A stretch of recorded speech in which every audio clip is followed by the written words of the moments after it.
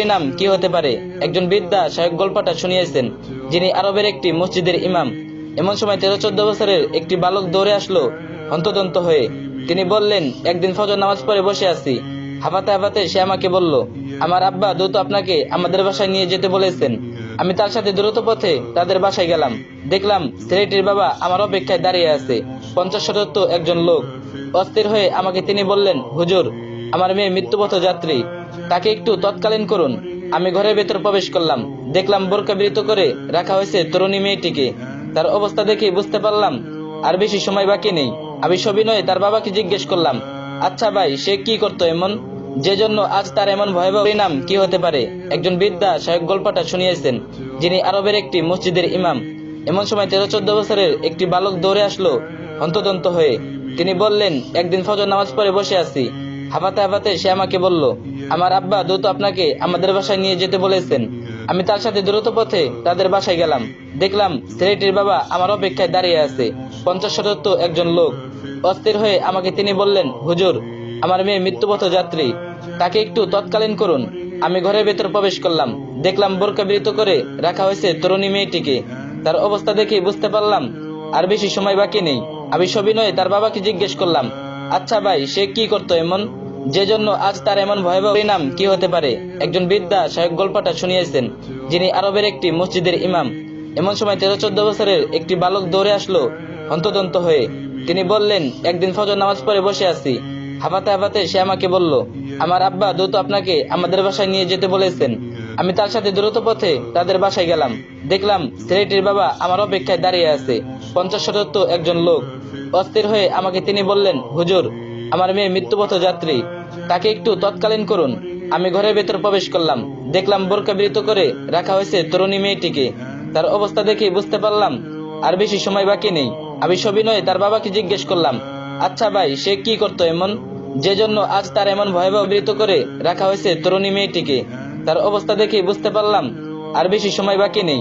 আমি সবিনয়ে তার বাবাকে জিজ্ঞেস করলাম, আচ্ছা ভাই, সে কি করতো এমন, যে জন্য আজ তার এমন ভয়াবহ পরিণতি হলো? মেয়েটি বাবা ঢুকে কেঁদে উঠলেন। যাদের গান শোনার শখ আছে তাদের কাছে অনুরোধ, গান শোনা থেকে বিরত থাকুন। আমিন।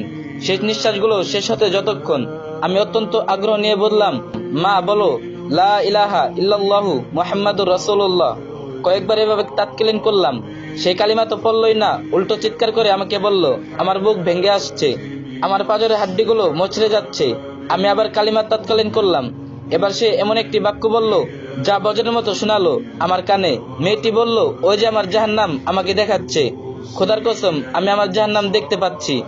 এ কয়টা কথা বলেই সে চলে গেল। হয়তো যে ভয়ঙ্কর স্থান তাকে দেখানো হয়েছিল সেদিকে নিয়ে যাওয়া হলো কিশোরী মেয়েটির রূহকে। কারণ যে যে স্থানের অধিবাসী, মৃত্যুর পূর্বে তাকে সেই স্থানটি দেখানো হয়। আমি প্রচন্ড আঘাত পেলাম, ভয় দেহ কাঁপতে লাগলো, মনটা বিষণ্ণ হয়ে উঠলো।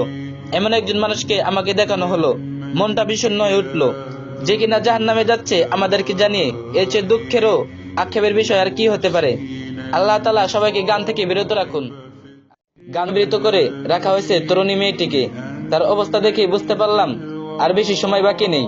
আমি সবিনয়ে তার বাবাকে জিজ্ঞেস করলাম, আচ্ছা ভাই, সে কি করতো এমন, যে জন্য আজ তার এমন ভয়াবহ পরিণতি হলো? মেয়েটি বাবা ঢুকে কেঁদে উঠলেন। যাদের গান শোনার শখ আছে তাদের কাছে অনুরোধ, গান শোনা থেকে বিরত থাকুন। আমিন। শেষ নিঃশ্বাসগুলো শেষ হতে যতক্ষণ আমি অত্যন্ত আগ্রহ নিয়ে বললাম, মা বলো, লা ইলাহা ইল্লাল্লাহু মুহাম্মাদুর রাসূলুল্লাহ। কয়েকবার এভাবে তাৎকালীন করলাম। সেই কালিমা তো পড়লই না, উল্টো চিৎকার করে আমাকে বলল, আমার বুক ভেঙে আসছে, আমার পাঁজরের হাড্ডিগুলো মচড়ে যাচ্ছে। আমি আবার কালিমা তৎকালীন করলাম। এবার সে এমন একটি বাক্য বলল, যা বজ্রের মতো শোনালো আমার কানে।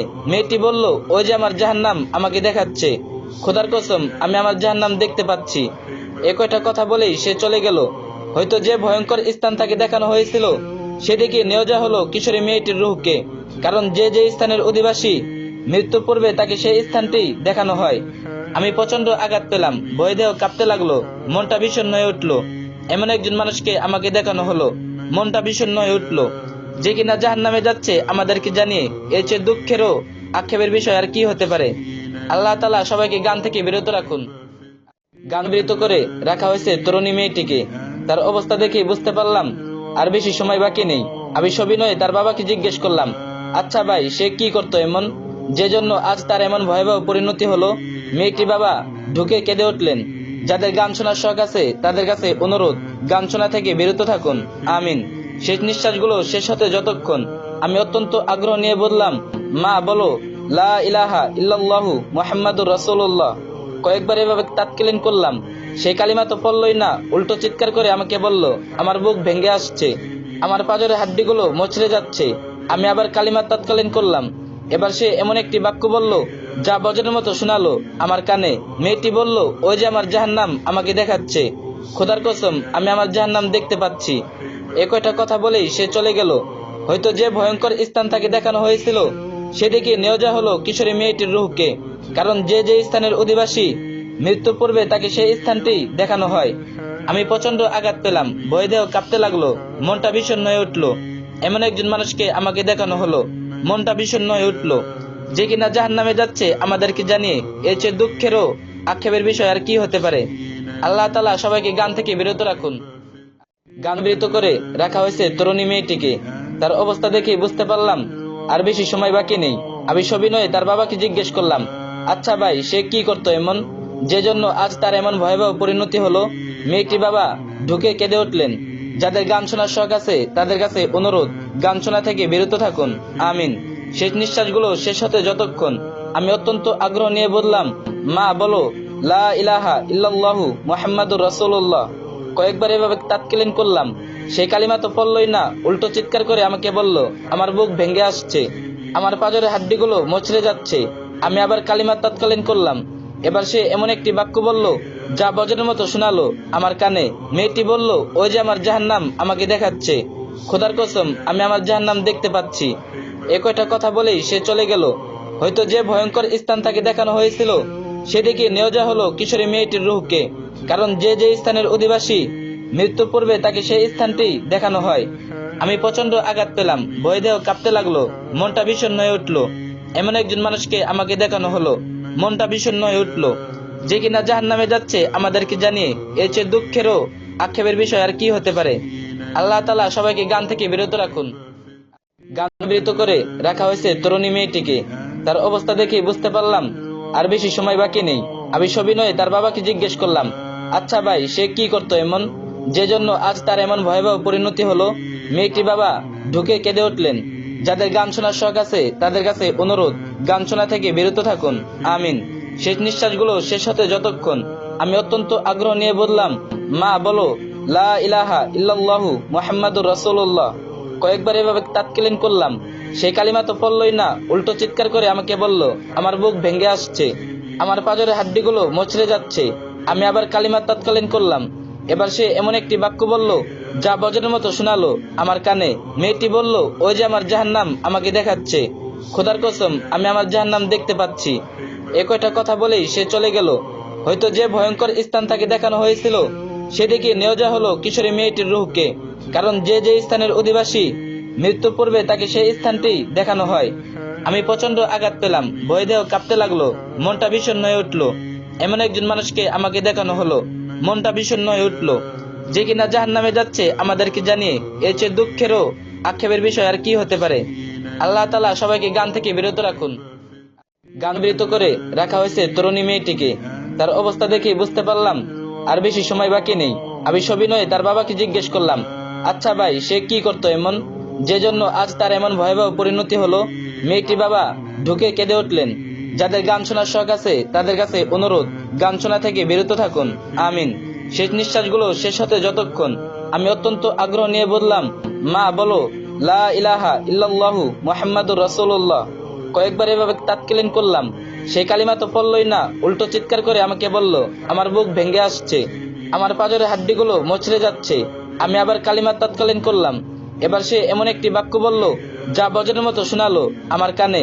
মেয়েটি বলল, ওই যে আমার জাহান্নাম আমাকে দেখাচ্ছে, খোদার কসম আমি আমার জাহান্নাম দেখতে পাচ্ছি। এ কয়টা কথা বলেই সে চলে গেল। হয়তো যে ভয়ঙ্কর স্থান তাকে দেখানো হয়েছিল সেদিকে নিয়ে যাওয়া হলো কিশোরী মেয়েটির রূহকে। কারণ যে যে স্থানের অধিবাসী, মৃত্যু পূর্বে তাকে সেই স্থানটি দেখানো হয়। আমি প্রচন্ড আঘাত পেলাম, ভয় দেহ কাঁপতে লাগলো, মনটা বিষণ্ণ হয়ে উঠলো। এমন একজন মানুষকে আমাকে দেখানো হলো, মনটা বিষণ্ণ হয়ে উঠলো, যে কিনা জাহান্নামে যাচ্ছে আমাদেরকে জানিয়ে। এর চেয়ে দুঃখেরও আক্ষেপের বিষয় আর কি হতে পারে? আল্লাহ তাআলা সবাইকে গান থেকে বিরত রাখুন। গান বিরত করে রাখা হয়েছে তরুণী মেয়েটিকে। তার অবস্থা দেখে বুঝতে পারলাম আর বেশি সময় বাকি নেই। আমি সবিনয়ে তার বাবাকে জিজ্ঞেস করলাম, আচ্ছা ভাই, সে কি করতো এমন, যে জন্য আজ তার এমন ভয়াবহ পরিণতি হলো? মেয়েটি বাবা ঢুকে কেঁদে উঠলেন। যাদের গান শোনার শখ আছে তাদের কাছে অনুরোধ, গান শোনা থেকে বিরত থাকুন। আমিন। শেষ নিঃশ্বাসগুলো শেষ হতে যতক্ষণ আমি অত্যন্ত আগ্রহ নিয়ে বললাম, মা বলো, লা ইলাহা ইল্লাল্লাহু মুহাম্মাদুর রাসূলুল্লাহ। কয়েকবার এভাবে তাৎকালীন করলাম। সেই কালিমা তো পড়লই না, উল্টো চিৎকার করে আমাকে বলল, আমার বুক ভেঙে আসছে, আমার পাঁজরের হাড্ডিগুলো মচড়ে যাচ্ছে। আমি আবার কালিমা তাৎকালীন করলাম।